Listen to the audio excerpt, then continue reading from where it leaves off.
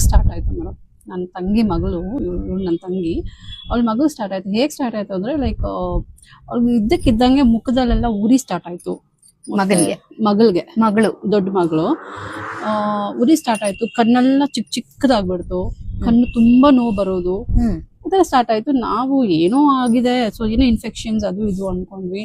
ನಾನು ಇಲ್ಲಿಂದ ಓಡೋದೆ ಅವಳನ್ನ ನೋಡೋದಕ್ಕೆ. ಕಣ್ಣು ಚಿಕ್ಕದು ಅಂದ್ರೆ ಇದೆಲ್ಲ ಊದ್ಕೊಳ್ಳೋದು ಆತರ ಆಗೋದು. ಉರಿ ಸ್ಟಾಪ್ ಆದ್ರೆ ಅವ್ಳು ಸಮಾಧಾನ ಆಗ್ತಾಳೆ. ಮತ್ತೆ ಇನ್ನೊಂದ್ಸರಿ ಜಾಸ್ತಿ ಬರೋದು, ಉರಿ ಉರಿ ಉರಿ ಉರಿ ಅಂತ ಅಲೋಳು. ಅವಾಗ ಏನ್ ಮಾಡೋದು, ಬುಕ್ಕ ಎಲ್ಲ ಪೊರ್ರೆ ಬಿಟ್ಕೊಂಡಂಗ ಬರೋದು ಅವಳಿಗೆ.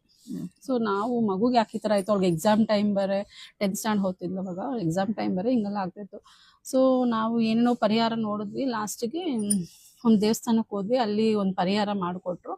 ಅಲ್ಲಿಗೆ ಸ್ಟಾಪ್ ಆಯ್ತು ಅವ್ಳದು ಪ್ರಾಬ್ಲಮ್ಸ್ ಎಲ್ಲ. ಸೊ ಅಲ್ಲಿ ಸ್ಟಾಪ್ ಆಯ್ತಲ್ವಾ ಅಂತ ಬಿಟ್ಬಿಟ್ವಿ.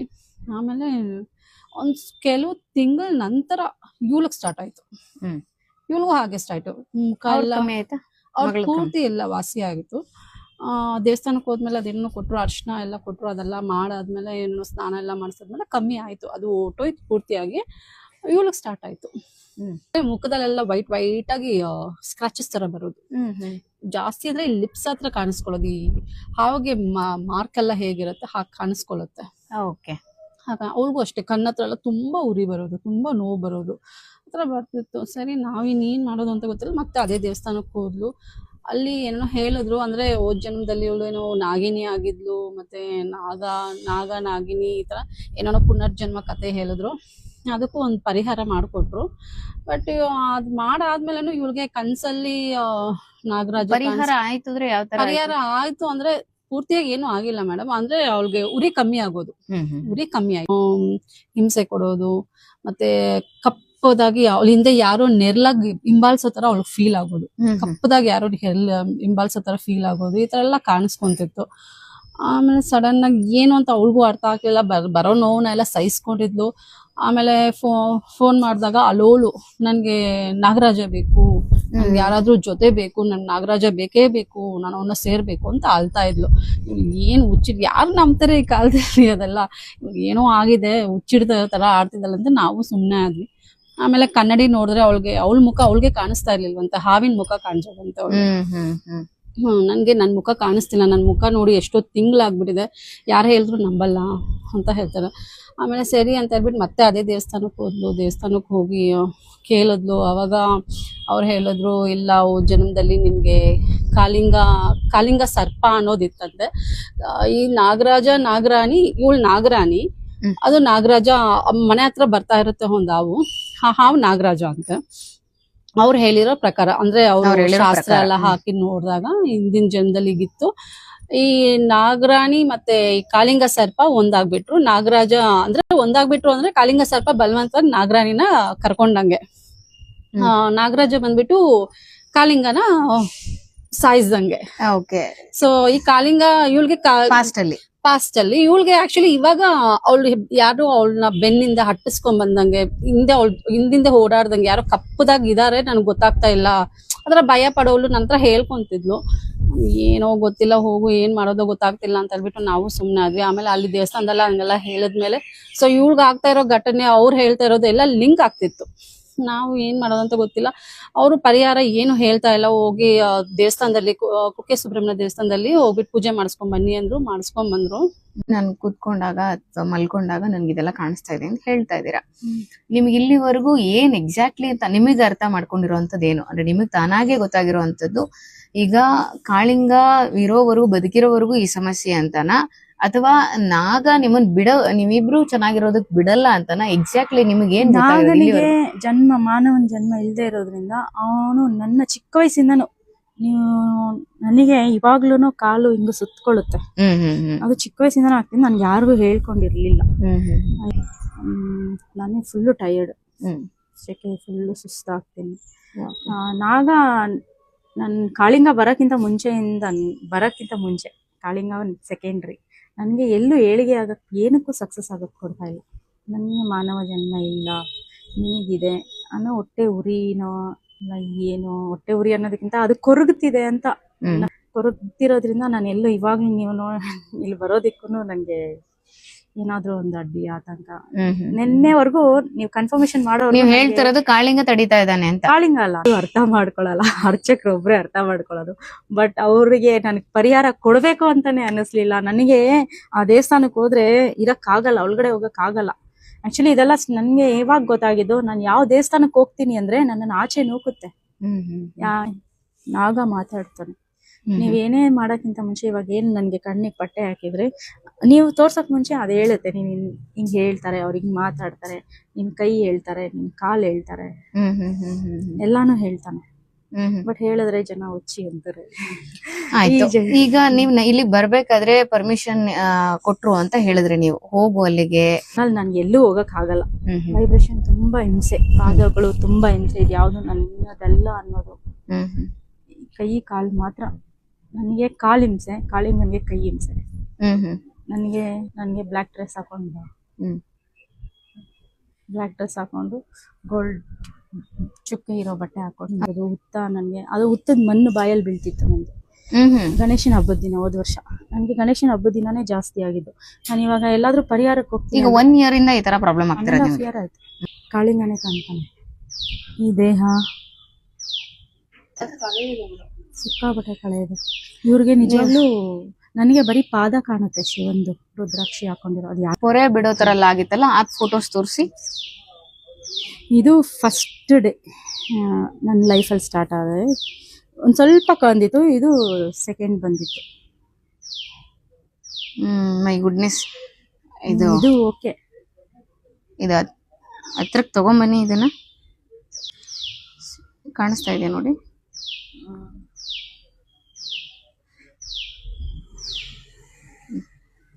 ಇನ್ನೊಂದು ನೋಡಿದ್ರೆ ಭಯಂಕರ. ಹಾವಿನ ಪೊರೆ ಮನೆ ಬಾಗ್ಲಲ್ಲಿ ಬಿಟ್ಟಿರುವಂತದ್ದು. ಇದು ಕಾಳಿಂಗಂದ. ಎಲ್ಲರಿಗೂ ನಮಸ್ತೆ. ನೀವು ಈಗಾಗಲೇ ಸುಮಾರು ವಿಡಿಯೋಗಳಲ್ಲಿ ನಾಗಿನಿಗೆ ಸಂಬಂಧಪಟ್ಟಂತ ವಿಡಿಯೋಸ್ನ ನೋಡಿದಿರಿ. ಒಂದಷ್ಟು ಜನ ಪೂರ್ತಿ ಮಾಹಿತಿಯನ್ನ ಕೊಡಿ ಅಂತ ಕೇಳಿದ್ದೀರಾ. ಈಕೆಗೆ ಮನೆ ಹತ್ರ ಪ್ರತಿದಿನ ಒಂದು ನಾಗರ ಹಾವು ಬಂದು ಕಾಣಿಸ್ತಾ ಇರತ್ತೆ. ಅದು ಬಂದಾಗ ಈಕೆ ನೋಡಿದಾಗ ಇವರು ಡಿಫ್ರೆಂಟ್ ಆಗಿ ಆಡೋದಕ್ಕೆ ಶುರು ಮಾಡಿರ್ತಾರೆ. ಹೇಗೆ ಅಂದ್ರೆ ಕಂಟಿನ್ಯೂಸ್ ಆಗಿ 2-3 hours ನಗೋದು, ಮತ್ತೆ ಆ ಹಾವು ಎಲ್ಲಿ ಹೋಯ್ತು ಅಂತ ಹುಡ್ಕೊಂಡು ಅದ್ರ ಹಿಂದೆ ಹೋಗುವಂಥದ್ದು.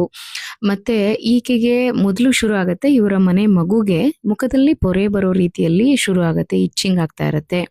ಮೊದಲು ಟೆಂಪಲ್ ಹತ್ರ ಹೋಗಿ ಇದಕ್ಕೆ ಸಂಬಂಧಪಟ್ಟಂತ ಪೂಜೆ ಮುಗಿಸ್ಕೊಂಡು ಮಗುಗೆ ವಾಸಿ ಆಗತ್ತೆ. ಅದಾಗಿ ಸ್ವಲ್ಪ ದಿನದಲ್ಲಿ ಈಕೆಗೆ ಶುರು ಆಗತ್ತೆ ಇದು ಸೇಮ್ ಅದೇ ರೀತಿಯಾಗಿ. ಮಗಳಿಗೆ ಹೇಗೆ ಮುಖದಲ್ಲಿ ಮಾರ್ಕ್ಸು ಪೊರೆ ಬರುವಂಥದ್ದು ಎಲ್ಲ ನಡೀತಾ ಇರತ್ತೋ ಹಾಗೆ ಈಕೆಗೆ ಶುರು ಆಗತ್ತೆ.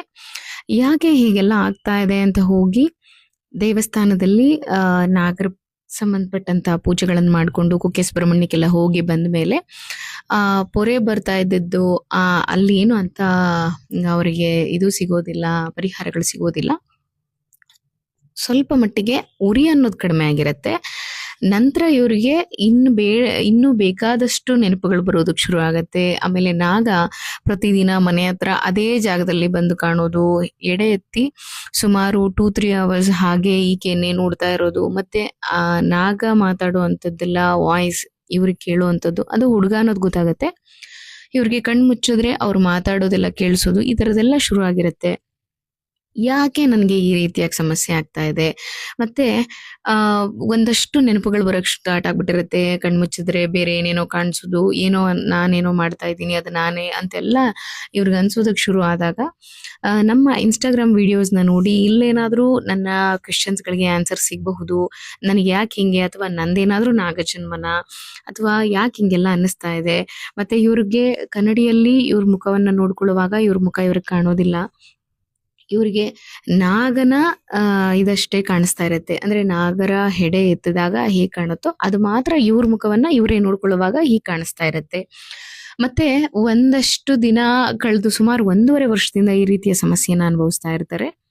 ಮತ್ತೆ ಇವರ ಜನ್ಮ ವೃತ್ತಾಂತದ ಬಗ್ಗೆ ತಿಳ್ಕೊಬೇಕು ಅನ್ನೋದಾಗಿರುತ್ತೆ, ಇವ್ರದ್ದು ಏನ್ ಎಕ್ಸಾಕ್ಟ್ಲಿ ಯಾಕೆ ಹಿಂಗೆಲ್ಲ ಆಗ್ತಾ ಇದೆ ಅಂತ. ಹಾಗಾಗಿ ನಮ್ಮ ಹತ್ರ ಬಂದಾಗ ಒಂದಷ್ಟು ವಿಷಯಗಳು ಹೊರಗಡೆ ಬರುತ್ತೆ. ಇವರ ಪಾಸ್ಟ್ ಲೈಫಲ್ಲಿ ನಾಗಿಣಿಯಾಗಿರ್ತಾರೆ. ಇವ್ರಿಗೆ ನಾಗಿಣಿ ಅಂತ ಕರೆದ್ರೆ ಅವ್ರ ಖುಷಿ ಆಗತ್ತೆ. ಒಂದಷ್ಟು ಜನ ಕೇಳಿದಿರಿ ಹಾವಿಗೆ ಕಿವಿ ಇರೋದಿಲ್ಲ ಅಂತ. ಅದು ಹೌದು ಸ್ವಾಮಿ, ಅದ ಹಿಂದಿನ ಜನ್ಮದಲ್ಲಿ ನಾಗಿಣಿ ಆಗಿದ್ದಾಗ ಆ ಜನ್ಮವೇ ಬೇರೆ. ಅದು ಅಲ್ಲದೆ ಇವರು ದೈವನಾಗ ಆಗಿರ್ತಾರೆ. ಅವರಿಗೆ ಮನುಷ್ಯ ಜನ್ಮ ಒಂದು ಶಾಪದಿಂದ ಸಿಕ್ಕಿರುವಂತದ್ದು. ಮತ್ತೆ ಮನುಷ್ಯ ಜನ್ಮ ತಗೊಂಡಾಗ ಏನಾಗಿರುತ್ತೆ, ಇವರಿಗೆ ಕಿವಿ ಇದೆಯಲ್ಲ, ಇವರಿಗೆ ಸಂಸ್ಕಾರ ಇದೆಯಲ್ಲ, ಈ ಮನುಷ್ಯ ಜನ್ಮದಲ್ಲಿ ಇವರು ಭಾಷೆಗಳನ್ನ ಕಲ್ತಿದ್ದಾರಲ್ಲ, ಹಾಗಾಗಿ ಆ ಭಾಷೆಗಳ ಮುಖಾಂತರ ಅಂದ್ರೆ ಈಗ ಆಲ್ರೆಡಿ ಈ ಸಂಸ್ಕಾರ ಏನ್ ಕಲ್ತಿದಾರೋ ಈ ರೀತಿಯಾಗಿ ಮಾತಾಡ್ತಾರೆ. ಅವ್ರ ಹಿಂದಿನ ಜನ್ಮ ಯಾವ್ದೇ ಆಗಿರ್ಲಿ, ಹಾವು, ನಾಯಿ, ಕುದುರೆ, ಏನ್ ಬೇಕಾದ್ರೂ ಆಗಿದ್ರು ಸರಿ, ಈ ಜನ್ಮ ಅಂದ್ರೆ ಅದರ ನಂತರದ ಜನ್ಮ ಮನುಷ್ಯ ಜನ್ಮ ತಗೊಂಡಿರೋದ್ರಿಂದ ಅವರಿಗೆ ಖಂಡಿತವಾಗ್ಲೂ ಆ ಸಂಸ್ಕಾರದ ರೀತಿಯಿಂದ ಮಾತಾಡೋದಕ್ಕಾಗತ್ತೆ. ಈ ಒಂದು ಸೆಷನ್ ಅಲ್ಲಿ ಕಂಡು ಬಂದಿದ್ದು ಏನೆಲ್ಲ ತಿಳ್ಕೊಳಕ್ ಆಯ್ತು ಇವ್ರಿಗೆ ಅಂದ್ರೆ, ಇವರು ಹಿಂದಿನ ಜನ್ಮಕ್ಕೆ ಈಸಿಯಾಗಿ ಟ್ರಾವೆಲ್ ಮಾಡ್ತಾರೆ. ಮತ್ತೆ ಇವ್ರ ಹಿಂದಿನ ಜನ್ಮದಲ್ಲಿ ಒಂದು ನಾಗಮಣಿಗೋಸ್ಕರ ಇವರು ಮತ್ತೆ ಇವರ ನಾಗ ಇಬ್ರು ಜೊತೆಲಿ ಇರ್ತಾರೆ. ಆ ನಾಗಮಣಿಗೋಸ್ಕರ ಏನೋ ಅದಕ್ಕೆ ಸಂಬಂಧಪಟ್ಟಂಗೆ, ಯಾಕೆಂದ್ರೆ ನಾವು ಪಬ್ಲಿಕ್ ಅಲ್ಲಿ ಅವರ ಪರ್ಸನಲ್ ವಿಚಾರ ಹೇಳೋಕ್ ಆಗದೆ ಇರೋ ಕಾರಣ ನಾವು ಅದನ್ನ ಹೇಳ್ತಾ ಇಲ್ಲ. ಅದಕ್ಕೆ ಸಂಬಂಧಪಟ್ಟಂಗೆ ಇವ್ರದ್ದು ಡೆತ್ ಆಗಿರುತ್ತೆ. ಮತ್ತೆ ಅಂದ್ರೆ ಅವರ ನಾಗ ಜನ್ಮ ಕೊನೆಯಾಗಿರುತ್ತೆ. ಮತ್ತೆ ಮನುಷ್ಯ ಜನ್ಮ ತಗೊಳ್ಬೇಕು ಅನ್ನೋದು ಶಾಪ ಕೂಡ ಆಗಿರುತ್ತೆ. ಇವರ ಹಿಂದಿನ ಜನ್ಮದಲ್ಲಿ ನಾಗ ಒಂದು ಕೊಲೆ ಮಾಡಿರುತ್ತೆ. ಏನಂದ್ರೆ ಕದನದಲ್ಲೇ ಆಗಿರುವಂತದ್ದು. ಒಂದು ಕಾಳಿಂಗ ಸರ್ಪಕ್ಕೂ ನಾಗನಿಗೂ ಜಗಳದಲ್ಲಿ ಕಾಳಿಂಗನ ಡೆತ್ ಆಗಿರುತ್ತೆ. ಸೊ ನಾಗನಿಗೆ ಇನ್ನೂ ಅಂತ್ಯ ಆಗಿಲ್ಲ, ಅವ್ರದ್ದು ಇನ್ನೂ ಆ ಜನ್ಮ ಹಾಗೆ ಇದೆ, ನಾಗ ಜನ್ಮದಲ್ಲೇ ಇದ್ದಾರೆ. ಹಾಗಾಗಿ ಆ ನಾಗರ ಹಾವೇ ಪ್ರತಿದಿನ ಇವ್ರ ಮನೆ ಹತ್ರ ಬಂದು ಮಾತಾಡೋದು. ಎಷ್ಟು ಇವ್ರಿಗೆ ಅರ್ಥ ಆಗ್ತಾ ಇದೆ ಅವ್ರು ಬಂದ್ ಮಾತಾಡೋದು ಅಂದ್ರೆ, ಇವ್ರ ಮನೆಗೆ ಯಾರಾದ್ರೂ ಜೆಂಟ್ಸ್ ಯಾರಾದ್ರೂ ಬಂದ್ರೆ ಅವ್ರಿಗೆ ಮಾತಾಡೋದಕ್ಕೆ ಇಷ್ಟ ಆಗೋದಿಲ್ಲ. ಇವ್ರು ಬೇರೆ ರೀತಿನೇ ರಿಯಾಕ್ಟ್ ಮಾಡ್ತಾರೆ. ಯಾಕೆಂದ್ರೆ ನಮ್ಮ ಹತ್ರ ಕೂಡ ಇವ್ರು ಬಂದಾಗ ಬೇರೆ ತರಾನೇ ರಿಯಾಕ್ಟ್ ಮಾಡಿದ್ರು. ಅಂದ್ರೆ ನನ್ನ ಹತ್ರ ಮಾತಾಡೋದಕ್ಕೇನೆ ಅವರು ಸರಿಯಾಗಿ ರೆಸ್ಪಾನ್ಸ್ ಮಾಡಿರೋದಿಲ್ಲ. ಅದಾದ್ಮೇಲೆ ನಾನು ಅವ್ರ ಮನೆಯಲ್ಲಿ ಅವ್ರ ಜೊತೆಯಲ್ಲಿ ಸಾಮಾನ್ಯವಾಗಿ ನಾವು ಸೆಷನ್ ತಗೊಳ್ಳುವಾಗ ಅವ್ರ ಫ್ಯಾಮಿಲಿ ಮೆಂಬರ್ಸ್ನ ಬರೋದಕ್ಕೆ ಹೇಳ್ತೀವಿ. ಸೊ ಹಾಗಾಗಿ ಅವ್ರ ಫ್ಯಾಮಿಲಿಯಿಂದ ಬಂದಿದ್ರಲ್ಲ, ಅವ್ರ ಕಡೆಯಿಂದ ಮಾತಾಡಿಸಿ ಮೊದ್ಲು ಇವ್ರಿಗಾಗೋ ಸಮಸ್ಯೆಯನ್ನು ತಿಳ್ಕೊಂಡ ಮೇಲೆ ಇವ್ರದ್ದು ಯಾವುದೇ ಆತ್ಮ ಇರೋದಿಲ್ಲ ಇವ್ರ ದೇಹದಲ್ಲಿ. ಇವ್ರ ಹಿಂದಿನ ಜನ್ಮದಲ್ಲಿ ಹಂಗಿರೋದ್ರಿಂದ ಆ ನೆನಪುಗಳು ಈ ಜನ್ಮಕ್ಕೆ ಕ್ಯಾರಿ ಆಗಿರೋದ್ರಿಂದ ಅವರ ದೈವದ ಏನ ಒಂದು ಶಕ್ತಿ ಆಲ್ರೆಡಿ ಅವ್ರಿಗಿರೋದ್ರಿಂದ ಅವ್ರಿಗೆಲ್ಲ ನೆನಪಾಗೋದಕ್ಕೆ ಶುರು ಆಗಿದೆ. ಮತ್ತೆ ಈ ಜನ್ಮ ಕೊನೆ ಆದ್ಮೇಲೆ ಮತ್ತೆ ಅವರು ನಾಗ ಜನ್ಮವನ್ನ ತಗೊಳ್ತಾರೆ. ಇದ್ರ ಬಗ್ಗೆ ಒಂದಷ್ಟು ಕಿಡಿಗೇಡಿಗಳು ಗೊತ್ತಾಗಿ ಅವ್ರು ಬೇರೆ ತರದ್ದೇ ಪ್ಲಾನ್ಸ್ ಎಲ್ಲ ಮಾಡ್ಕೊಂಡಿದ್ದಾರೆ. ಇದು ನಮ್ಮ ಗಮನಕ್ಕೆ ಬಂದಿದೆ. ಬಟ್ ಅವರ ಪರ್ಸನಲ್ ಆಗಿರೋದ್ರಿಂದ ನಾವು ಅದರಲ್ಲಿ ತಲೆ ಹಾಕೋ ಹಂಗಿಲ್ಲ. ಯಾವುದೇ ಒಂದು ನ್ಯಾಯವಾಗಿ ಹೋಗುವಂತ ವಿಚಾರವಿದ್ರೆ ಮಾತ್ರ ನಾವು ಅದರಲ್ಲಿ ಸಹಾಯ ಮಾಡ್ತೇವೆ, ಇಲ್ಲಾಂದ್ರೆ ನಾವು ಅದಕ್ಕೆ ಭಾಗಿಯಾಗೋದಿಲ್ಲ. ಸೊ ಹೀಗಾಗಿ ಇವರ ಜನ್ಮ ಈ ರೀತಿಯಾಗಿ ಹಿಂದೆ ಅಂತ್ಯ ಆಗಿರತ್ತೆ. ಅವರಿಗೆ ಈ ಜನ್ಮ ಅಂದ್ರೆ ನನ್ನ ನಾಗ ಎಲ್ಲಿ, ಯಾಕೆ ಹೀಗೆ ಅನ್ನೋದಿತ್ತು. ಬಟ್ ನಾಗನಿಗೆ ಕೊನೆ ಇಲ್ಲ, ಅವ್ರು ಇನ್ನೂ ಇದ್ದಾರೆ. ಹಾಗಾಗಿ ನಾಗಿಣಿಯನ್ನ ಬಂದು ಹೋಗಿ ನೋಡ್ಕೊಳ್ತಾ ಇದ್ದಾರೆ. ಅವರ ಆಸೆ ಏನಂದ್ರೆ ಈ ಜನ್ಮ ಎಷ್ಟು ಬೇಗ ಡೆತ್ ಆಗುತ್ತೋ, ಆದ್ರೆ ಅವಳು ನಾಗನಾಗಿ ಮತ್ತೆ ಅಂದ್ರೆ ನಾಗ ಜನ್ಮ ತಗೊಂಡು ಮತ್ತೆ ನನಗ್ ಸೇರ್ತಾಳೆ ಅನ್ನೋದು ನಾಗನ ಇಚ್ಛೆ. ಅದನ್ನ ಅವರು ಅರ್ಥ ಮಾಡ್ಸೋದಕ್ಕೆ ಪ್ರತಿದಿನ ಬರ್ತಾ ಇದ್ದಾರೆ. ಆಮೇಲೆ ಇವರಿಗೆ ಸದ್ಯಕ್ಕೇನು ಸಮಸ್ಯೆ ಮಾಡ್ತಿಲ್ಲ, ಬಟ್ ಅವರು ಅದಕ್ಕೆ ವೇಟ್ ಮಾಡ್ತಾ ಇದ್ದಾರೆ. ಅಂದ್ರೆ ನಾಗರಾಜ ವೇಟ್ ಮಾಡ್ತಿದ್ದಾರೆ. ಈಕೆಯ ಹಿಂದಿನ ಜನ್ಮದ ಹೆಸರು ದಾಕ್ಷಾಯಿಣಿ ಅಂತ. ಸೊ ಇವರಿಗೆ ನಾಗನ ಅಂದ್ರೆ ನಾಗಿಣಿಯ ರೀತಿಯಾಗಿ ಡ್ರೆಸ್ ಮಾಡ್ಕೊಳ್ಬೇಕು ಅನ್ನೋ ಆಸೆ ಆಗತ್ತಂತೆ. ಅವ್ರ ಫೇಸ್ ನ ನೋಡಿ ಸುಮಾರು ವರ್ಷನೇ ಆಗೋಯ್ತು ಮೇಡಮ್, 1.5 ವರ್ಷ ಆಗೋಗಿದೆ. ನನ್ನ ಮುಖ ನನಗೆ ಕಾಣೋದಿಲ್ಲ. ಆಲ್ರೆಡಿ ನೀವು ನೋಡಿದಿರಿ ಪ್ರೂಫ್ ಸಮೇತ. ಅವ್ರ ಫೇಸ್ ಬೇರೆ ತರ ಅವ್ರ ಮುಖದಲ್ಲಿ ಪೊರೆ ಬಂದಿರೋದಾಗ್ಬಹುದು, ಬೇರೆ ರೀತಿಯ ಕಾಣಿಸಿರೋದಾಗಬಹುದು, ಮತ್ತೆ ಕಾಳಿಂಗ ಹುಡ್ಕೊಂಡ್ ಮನೆ ಹತ್ರ ಬರೋದಾಗ್ಬಹುದು. ಈ ತರದೆಲ್ಲ ಆಲ್ರೆಡಿ ನಾವು ತೋರಿಸಿದೀವಿ. ಆ ಕಾಳಿಂಗನ ಮರಿ ಹುಡ್ಕೊಂಡ್ ಬಂದಿರೋದು ಮನೆ ಹತ್ರ. ಸೊ ಅಂದ್ರೆ ಅವೆಲ್ಲವನ್ನ ನೋಡಿ ಇವ್ರಿಗೆ ಯಾಕೆ ಹೀಗೆ ಅನ್ನೋದನ್ನ ಒಂದಷ್ಟು ಡೌಟ್ಸ್ ಇರೋದನ್ನ ಕ್ಲಿಯರ್ ಮಾಡ್ಕೊಳ್ಳೋದಕ್ಕೋಸ್ಕರ ಅವ್ರು ನಮ್ಮ ಹತ್ರ ಬಂದಿರ್ತಾರೆ. ಅವ್ರಿಗೆ ಏನ್ ಬೇಕಾಗಿತ್ತೋ ಅದನ್ನ ತಿಳ್ಕೊಂಡು ಹೋಗಿದ್ದಾರೆ. ಯಾವುದೇ ಆತ್ಮ ಇರೋದಿಲ್ಲ ಇವ್ರ ದೇಹದಲ್ಲಿ, ಹಳೆ ಜನ್ಮದ ನೆನಪುಗಳು ಮಾತ್ರ ಆಗಿರೋದು. ಸೊ ಈ ಜನ್ಮದ ಕೊನೆ ಆಗೋವರೆಗೂ ಅವರು ನಾಗ ಜನ್ಮ ತಗೊಳ್ಳೋದಿಲ್ಲ. ಅವರ ನಾಗ ಜನ್ಮ ತಗೊಳ್ಬೇಕು ಅನ್ನೋದು ನಾಗನ ಇಚ್ಛೆ. ಆಮೇಲೆ ಈಕೆ ಇಚ್ಛೆ ಕೂಡ. ಯಾವಾಗ್ಲೂ ಇವರು ಪರಮೇಶ್ವರನ ದೇವಸ್ಥಾನ ಒಂದು ಬಿಟ್ಟು ಅವ್ರಿಗೆ ಇನ್ಯಾವ ಆಸೆಗಳು ಇಲ್ಲ. ಪರಮೇಶ್ವರ ದೇವಸ್ಥಾನವನ್ನ ಸುತ್ತಬೇಕು, ಭಗವಂತನ ಹತ್ರ ಧ್ಯಾನ ಮಾಡ್ಬೇಕು. ಇದು ಬಿಟ್ಟು ಇನ್ನೇನು ಅವರಿಗೆ ಬೇಕಾಗಿಲ್ಲ. ಸೊ ನೀವೊಂದಷ್ಟು ಜನ ಕೇಳಿರೋ ಕ್ವೆಶನ್ಗೆ ಆನ್ಸರ್ ಮಾಡ್ಬೇಕಾಗಿತ್ತು. ಹಾಗಾಗಿ ನಾನು ಸಮಯ ಇಲ್ಲದಿದ್ರೂ ಸಮಯ ಮಾಡ್ಕೊಂಡು ನಿಮಗಾಗಿ ಇಷ್ಟು ತಡ ಆಯ್ತು ನಾನು ನಿಮಗೆ ಈ ವಿಷಯವನ್ನ ತಲುಪಿಸೋದಕ್ಕೆ. ನನ್ನ ವಾಯ್ಸ್ ಮುಖಾಂತರ ನಿಮ್ಮನ್ನ ಭೇಟಿ ಮಾಡೋ ಪ್ರಯತ್ನವನ್ನ ಮಾಡ್ತಾ ಇದ್ದೀನಿ. ಮತ್ತೊಂದು ವಿಡಿಯೋದಲ್ಲಿ ಸಿಗೋಣ. ಧನ್ಯವಾದ. ಶುಭ ದಿನ.